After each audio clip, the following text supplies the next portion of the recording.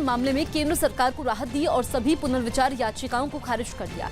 Supreme court में दायर इन सभी अर्जियों में राफेल डील में भ्रष्टाचार के आरोप लगाए गए थे, लेकिन चीफ जस्टिस रंजन गोगोई की अगुवाई वाली बेंच ने राफेल मामले में दायर की गई सभी पुनर्विचार याचिकाओं को खारिज कर दिया और 14 राफेल विमानों के सौदे को सही मानते हुए 14 दिसंबर 2018 के अपने फैसले को बरकरार रखा।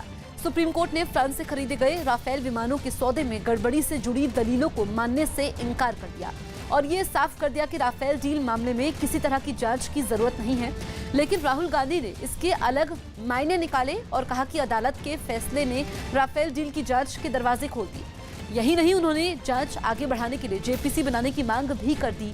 राहुल ने 3 जजों की बेंच में शामिल जस्टिस जोसेफ के बयान का हवाला देते हुए ये सभी बातें कही, क्योंकि फैसला सुनाते वक्त जस्टिस जोसेफ 2 जजों से सहमत तो हुए, लेकिन उन्होंने ये भी कहा कि जांच एजेंसियां खुद इस मामले की जांच कर सकती हैं।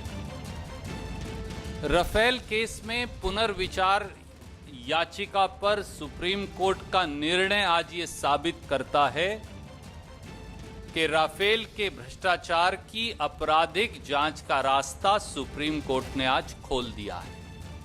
लेकिन बीजेपी ने सुप्रीम कोर्ट से राहत मिलने के बाद कांग्रेस पर निशाना साधा और उन पर सरकार को बदनाम करने की साजिश रचने का आरोप लगा दिया। चुनाव में हार गए, सुप्रीम कोर्ट में 2 राउंड हार गए, तो झूठ की बिसात कब तक चलाएंगे वो? कांग्रेस पार्टी का लंबा इतिहास रहा है। बार बार वो कहते हैं ना कि हम आजादी के आंदोलन में लड़ी हुई पार्टी हैं, तो जो आजादी के आंदोलन के मूल्यों को समझे। वहीं सुप्रीम कोर्ट के फैसले के बाद पूर्व वायुसेना अध्यक्ष बीएस धनोआ भी खुश दिखे और उन्होंने राफेल डील से जुड़ा पूरा राजनीतिक विवाद खत्म होने की उम्मीद जाहिर की।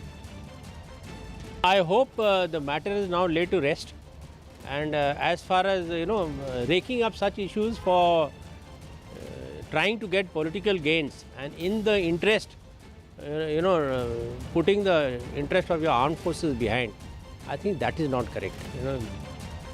दिल्ली के जेएनयू में छात्रों के प्रदर्शन के बीच वहां लगी विवेकानंद की मूर्ति के नीचे किसी ने आपत्तिजनक शब्द लिख दी, जिस पर हंगामा खड़ा हो गया। जेएनयू में लंबे प्रदर्शन के बाद मांगे पूरी होने के बाद भी छात्रों का गुस्सा शांत नहीं हुआ और उन्होंने प्रदर्शन जारी रखा। इसी बीच वहां लगी स्वामी विवेकानंद की एक मूर्ति को जिस कपड़े से ढका गया था उसे किसी ने फाड़ दिया। साथ ही मूर्ति के नीचे बीजेपी के खिलाफ आपत्तिजनक शब्द भी लिख दिए गए। जेएनयू में लगी इस मूर्ति का अभी अनावरण नहीं हुआ था, लेकिन जैसे ही इसकी खबर सामने आई वहां बवाल हो गया। बीजेपी से जुड़े छात्र संगठन एबीवीपी ने दूसरे दलों के छात्र संगठनों को इसके लिए जिम्मेदार ठहराया। वहीं कांग्रेस से जुड़े छात्र संगठन एनएसयूआई ने इसे मुद्दों से भटकाने की साजिश बताया। We ask you, please focus on the demand which the JNU's all student community are raising. This is just a force just to divert the attention.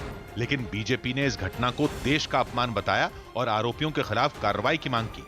Swami Vivekananda ji के यदि उनके स्टैचू का किसी ने अपमान किया है, मैं मानता हूं ये घोर अपराध है। हालांकि जब मामले ने तूल पकड़ा तब एनएसयूआई ने मूर्ति के नीचे लिखे गए उन आपत्तिजनक शब्दों को आनन फानन में मिटा